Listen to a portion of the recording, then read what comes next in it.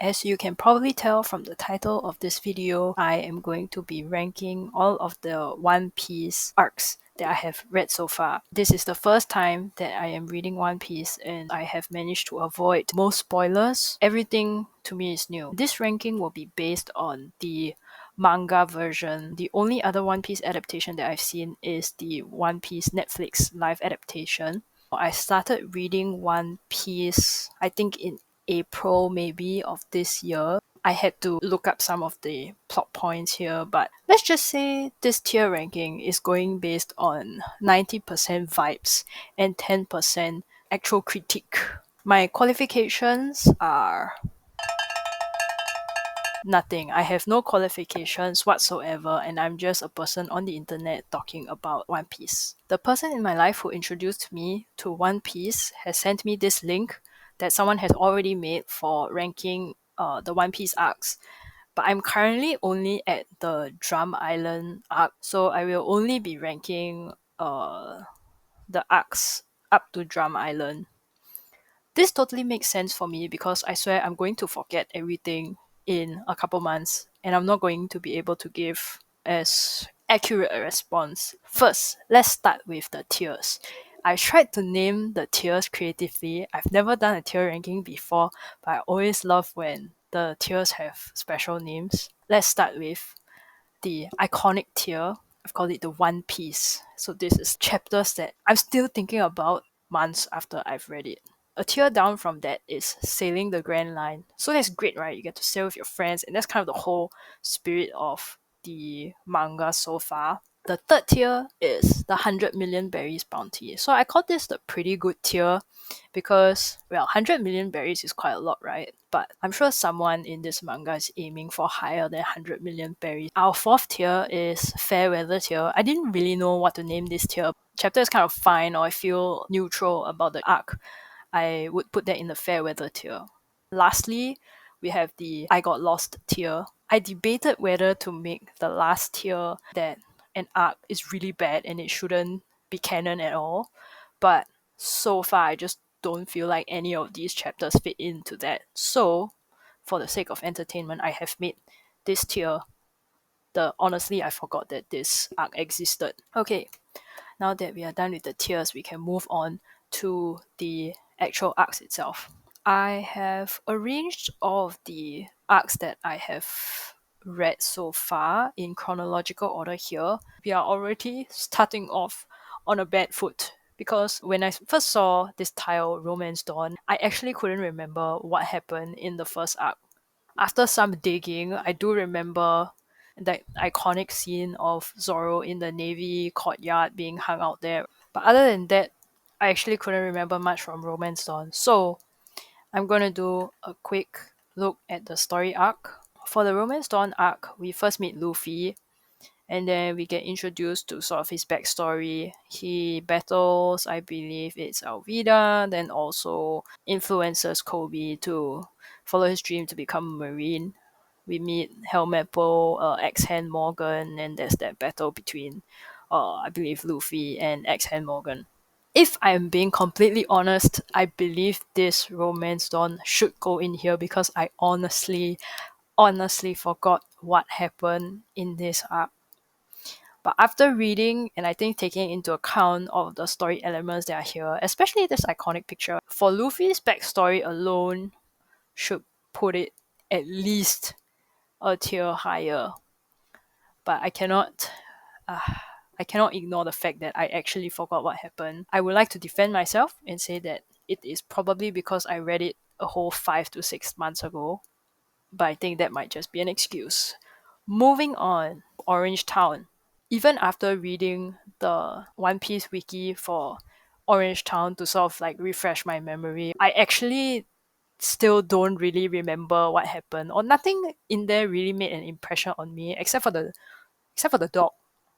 I know Buggy the Clown seems to be quite a popular character, and I remember him in the Netflix adaptation, and I thought they did a really good job with that one, but For the manga, between being funny and scary, he really aired a lot more on the comedic relief side. So I didn't feel like there was any tension or fear to begin with, because I just couldn't really take him seriously. Okay, I would have to put it here because I genuinely couldn't remember, or it didn't leave that big of an impression on me. I will say that this chapter is interesting also because I think it's the first time that we meet someone else other than Luffy who has eaten the devil fruit, and it sort of gives us a taster of what we can expect in like the later chapters. And I'm saying this again as someone who has only read until the Drum Island arc. So I don't know what happens after that, but this is my feeling so far. Then we get to Syrup Village. So this is where we meet Usopp. And the main sort of arc of this is Usopp's backstory, and then the Black Cat Pirates. It's sort of their first big battle that I can remember. I guess it's their first time that we get to see the crew facing off against another crew of pirates. I didn't feel like Usopp at the time stood out as a super strong character yet. I think this is just more of a personal thing, but I did enjoy just the plot in general. Leader of the Black Cat Pirates, Kuro, and how he was trying to get Kaya's inheritance. So I think that whole arc was quite interesting. So I'm going to be generous and put it in the 100 million berries bounty tier. I keep bringing up the Netflix adaptation, but between the manga and the Netflix adaptation, I preferred the Netflix adaptation version of this arc. I felt like there was a lot more tension. Again, with Kuro from the Black Cat Pirates, I didn't feel like he was that sinister, or it didn't come across very well in the manga. He was definitely a memorable villain. So yeah, I will put Syrup Village in the pretty good tier. After we pick up Usopp, we head to Baratie. This is where I think the series really picked up for me. For Baratie, I have to put it in the iconic tier. Okay, let me explain. For the Baratie arc, I feel like a lot more things happen here. So I can see why it's a bit unfairly weighted. I have to put it in the iconic tier because there are so many things that happen in the Baratie arc. One of them is we get Sanji's backstory, the one where he is basically shipwrecked along with the head chef Zeph, and what Zev did for him. That was, in my opinion, one of the stronger backstories that we had so far. I think that's why this arc stood out to me. Of course, the Baratie setting is really interesting. I think this is the first time that we've come across a setting that is a little bit different. I kind of like the idea of a floating restaurant, and we see the different features of the floating restaurant as well when the battles between the crew and Dawn Creek happen. That one's fun as well. Okay, so the two major battles that happen at Baratie are between Zoro and Hawkeye's Mihawk. That one solidified Zoro's arc in terms of his dream of becoming the world's greatest swordsman. I'm not huge into fighting or battles, or I've never been a huge fan of Marvel action movies, that kind of thing, right? But I really enjoyed the fight sequence between Luffy and Dawn Creek on the Baratie. I think it was kind of a mixture of getting to see a bit more of Luffy's powers as well as incorporating the fact that they were in the middle of the ocean, which is why I think Baratie just has to be in the One Piece tier. Moving on, we have Arlong Park. Arlong Park, another one I have to put this in the One Piece tier. The benefit of this arc is that we had a bit more time with the characters already since we have gone through so many arcs. So we got to know Nami, and then there was that twist where we find out that she works for Arlong. Go there, and Luffy, for whatever reason, tries to get Nami back despite realizing that she works for Arlong. We get Nami's backstory, which again I think is one of the strongest, or perhaps so far the strongest backstory that I've seen. Maybe I'm biased. If there's one place to be biased, it's here. I really liked her backstory. There's also the battle at Arlong Park.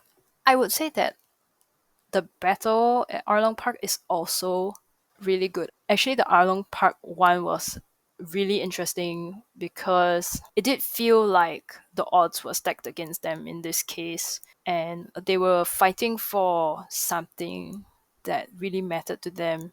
So I think there was that emotional aspect as well. I'm not going to say whether I prefer Baratie or Arlong Park, but they're definitely both in the One Piece, the iconic tier. Next arc is Loguetown.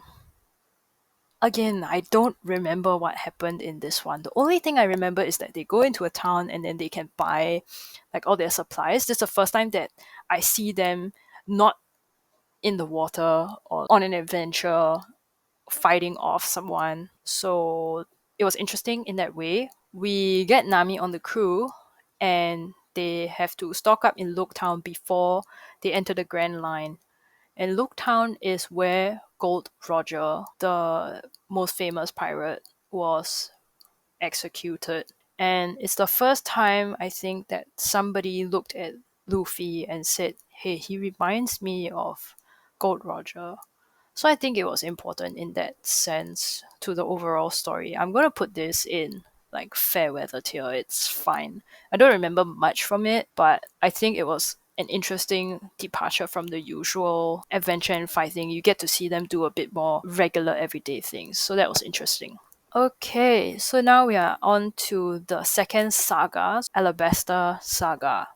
We start with the reverse mountain arc, and immediately when I read the name, at the very least, I do remember what happens. We have them getting swallowed by a whale, and then Luffy promising a battle with the whale so that the whale will continue to live until he comes back. And then we get a short introduction or sort of sneak peek into some of the agents for Baroque works. This is the first time that we see Princess Vivi. Spoilers! But yeah, so for this tier, I will put it in fair weather tier. I wasn't very invested in this arc. What was interesting about this arc is that this is the first time that they enter the Grand Line, so we get a little bit more information about how the Grand Line works, how they are going to navigate the Grand Line. So that was interesting. But in terms of the arc itself, the part about the whale honestly felt a little bit throwaway to me. I don't know if he comes back later. Maybe he does.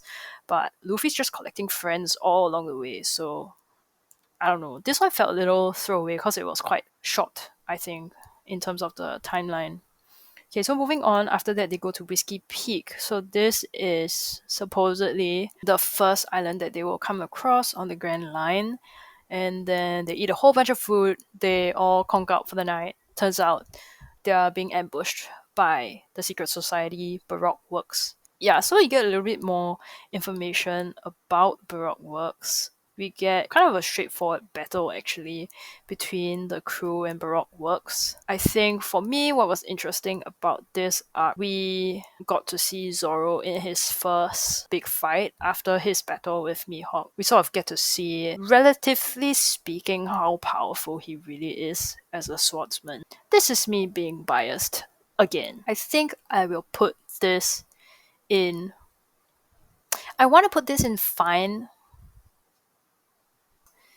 but I'll be generous and I'll put it in the pretty good tier because I just thought it was funny that both Zoro and Nami were still awake and they were not passed out. I don't know why I thought any less. I thought this whole thing was just gonna go south. At first, entrance into the Grand Line, and then they're just captured. I thought the whole storyline was gonna derail from here, but then that surprised me. So I'm going to be generous and put it in the 100 million berries bounty tier. After Whiskey Peak, they go to Little Garden. Between Whiskey Peak and Little Garden, they do pick up Princess Vivi, and then there's a whole plot that drives them towards Alabasta. They get to Little Island along the way, I believe. I did feel Little Garden felt a bit throwaway. Again, same thing with the story about the whale. The story between the two giants in Little Garden I felt was a bit throwaway and kind of random. It was interesting, but it was fine. I think the part that I liked about Little Garden, the setting was cool.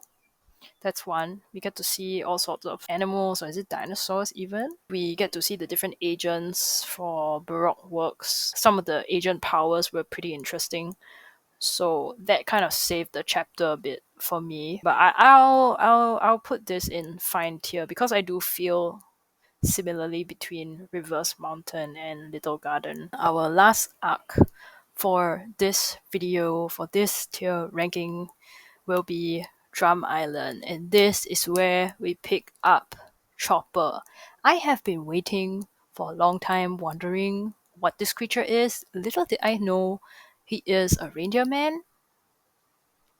I didn't actually think that was what he was, but now that I know, a lot of my questions have been answered. Anyway, the last arc on Drum Island, I think it has the benefit of being an arc that I have read recently, so I can still remember the details of this arc. First off, Nami gets sick, they need to find a doctor, they happen across an island that's like known for its medical research. Just nice we're gonna pick up a doctor for the crew, right? That's kind of the whole overarching thing.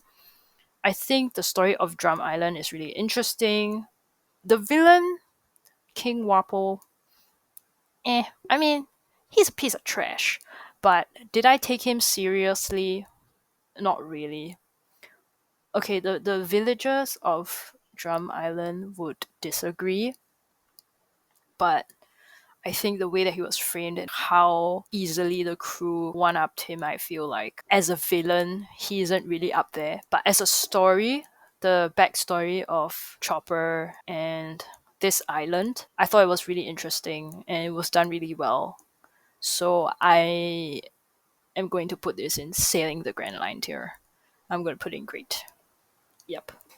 And so that's where I am with the One Piece series so far. Again, this is my ranking of the manga arcs. Yeah, this was fun. I don't know. I think this is fair. This is just my feelings, okay? I'm excited to keep reading. I have borrowed the next volume. It is currently on hold at the library. Maybe if I want to, I'll make an updated video once I get to the next couple arcs. That's all. Thanks for watching. Bye.